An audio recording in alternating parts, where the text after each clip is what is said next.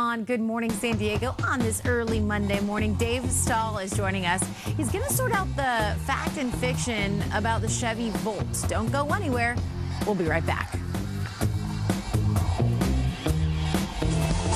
All right, welcome back. This morning we're joined by KUSI automotive expert Dave Stahl talking about the Chevy Volt.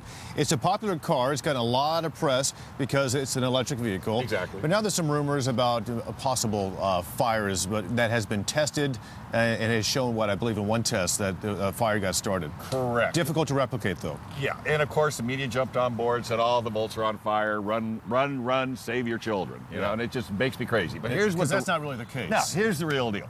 National Highway Traffic Safety Administration takes every vehicle, crashes them, rolls them over, and then looks at them and sees how did the occupants survive? Were there any, fires? Were there any major issues? They rolled and crashed the Volt, a couple of them, passed with 5-star, shoved them over in a corner and left them. Well, 3 weeks later, a couple GM guys are walking by and they hear woof, and they look over and they're on fire. And they went, whoa, what is this? So red lights, everybody panics. Well, it's no different than if they would have tested a car with gasoline, rolled it, ruptured the gas tank, and then ignored it, full of gas now, rolled it over to the side of the building and just let it sit. Okay. And the gas would be oozing out. So now they're testing it, and they've done kind of some precautionary things to find out what the real deal is. No different than if you were a tow truck driver or a storage yard. Those are the people that they're concerned about, because this problem doesn't happen until like 3 weeks afterwards. So what they say, emergency responders, tow truck drivers, storage yards. One note said, all storage yards, until we get this thing totally dialed in, don't put this Volts in a warehouse if they've been in an accident. So what they're going to do is they're going to devise a piece of equipment. You're going to plug it into the car. You're going to pull a handle back. I'm just assuming the design. And it's going to take all the juice out of it. Suck out the electricity. No different than taking all the gasoline out of the car.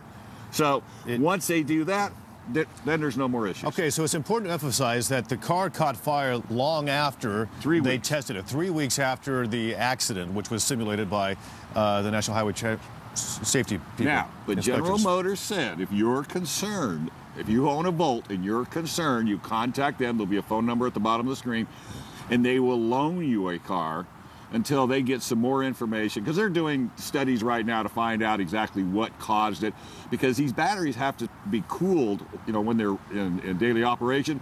So they're coolant lines that keep these batteries cool. Well, in this accident, the coolant line was ruptured. So the cooling of the battery stopped. So consequently, it just smoldered and smoldered and smoldered. So if you're in an accident, that's one thing they'll look into. Now, when you look at the Chevy Volt here, where is the battery on this thing? It's in the center of the car. It's down the center console of the car. So it's not on the outside. It's not in the front. It's not in the back. It's totally in the middle. The center meaning by the chssy underneath? Yeah, right between the driver and passenger. Well, in fact, if the cameraman, let's see if I can do this real quick, because I know we're kind of limited for time. If I can just remember. Yeah, we've got about 30 seconds here. These stupid.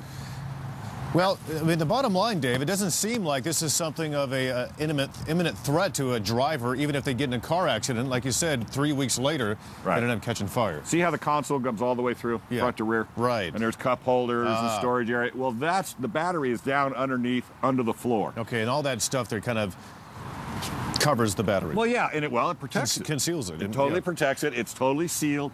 There's no liquid to leak out of. This just happened to be part of technology, and a brand new. This is not like the Leaf. This is not like any of the other electric cars. This is totally a unique bottom line, it's safe, and they're testing it right now. Absolutely. Dave Stahl, thank you so much for your insight. Appreciate it. Alexis, that's the story in the Chevy Volt. We have to thank Bob Stahl Chevrolet for letting me have this, because I needed the 2012 for this. Okay. Thanks, Bob Stahl. Appreciate it. Alexis, back to you. Thank you, guys. Coming up here on Good Morning.